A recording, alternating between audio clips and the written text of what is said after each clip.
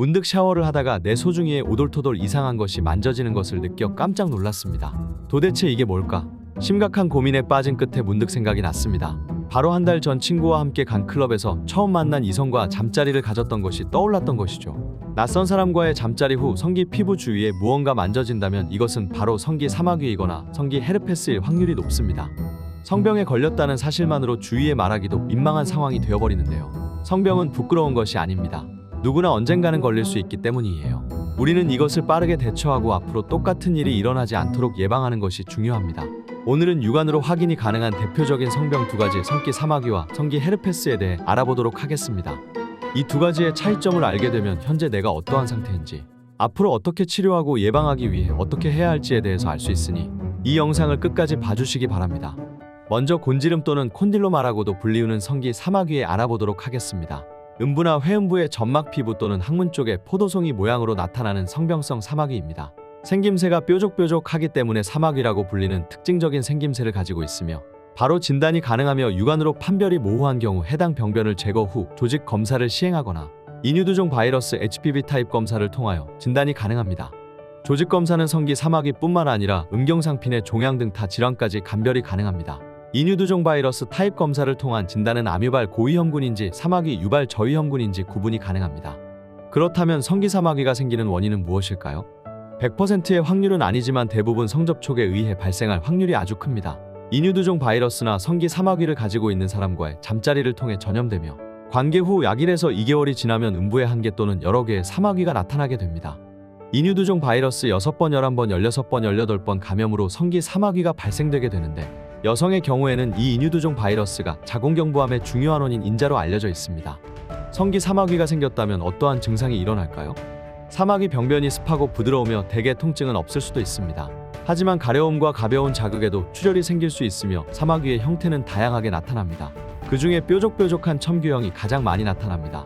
지름 1에서 5mm의 사마귀가 1개, 2개씩 나타나다가 다량으로 많이 생길 수 있으며 요도내에서 발견되기도 합니다. 성기 사마귀와 많이 혼동되는 성기 헤르페스는 과연 무엇일까요? 헤르페스라는 단어는 많이 들어보셨을 거예요. 왜냐하면 이 헤르페스는 성기에만 생기는 게 아니라 입술 주위로 흔히 발생하기도 합니다. 친구나 연인이 입술 쪽에 수포가 생기는 걸 보신 분들이 꽤 많으실 걸로 추측됩니다. 2012년 미국 공공과학도서관 저널에 실린 역학조사를 보면 후는 전 세계 인구의 절반 이상인 37억 명 이상이 일형 헤르페스에 감염된 것으로 추정된다고 하였습니다. 우리에게 조금 더 잘 알려진 헤르페스는 1형과 2형으로 구분되며 1형은 주로 입술, 안면, 눈 등에 발생하고 2형은 생식기 쪽에 주로 발생합니다. 성기 헤르페스는 성기 사마귀와 100%로 성접촉을 통하여 발생한다고 단정지을 수 없습니다. 하지만 성기 사마귀와 같은 전염성 질환이며 성경험이 있는 청소년 또는 젊은 성인에게 주로 발생합니다.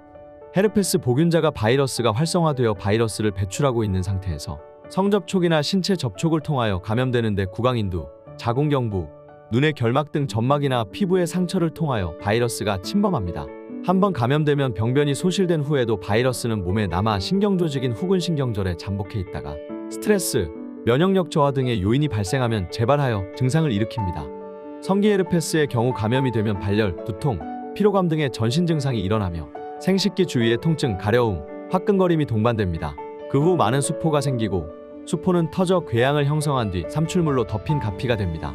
성기 헤르페스의 경우 감염을 앓은 경우 대부분 1회 이상 재발을 경험하며 재발한 경우 1차 감염보다 증상이 가볍고 지속기간이 짧습니다. 증상 없이 재발하는 경우도 흔하며 이때 역시 바이러스를 배출합니다. 2형 생식기 헤르페스 바이러스는 주기적으로 생식기 분비물을 통해 배출되기 때문에 이 시기에 성접촉이 있다면 전파될 가능성이 매우 높고 산모일 경우 신생아에게 전파될 가능성이 있습니다. 이제 내가 성기 사마귀인지 성기 헤르페스인지 어느 정도 짐작이 가셨나요? 이제는 우리가 어떻게 대처해야 하는지 알아보도록 하겠습니다.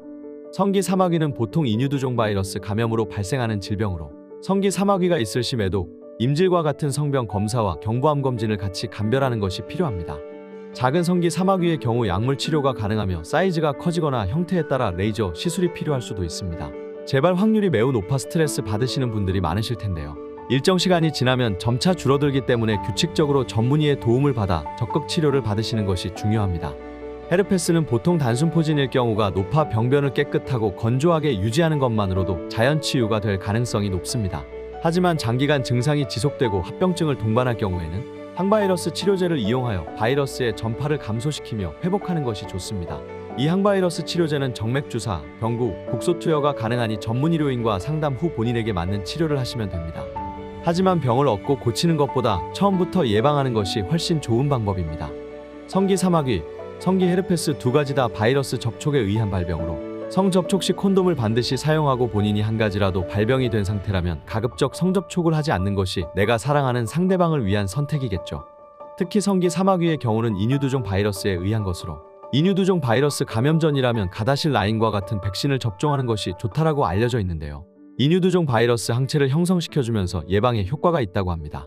이렇게 오늘은 성기 사마귀와 성기 헤르페스에 대해 알아봤습니다.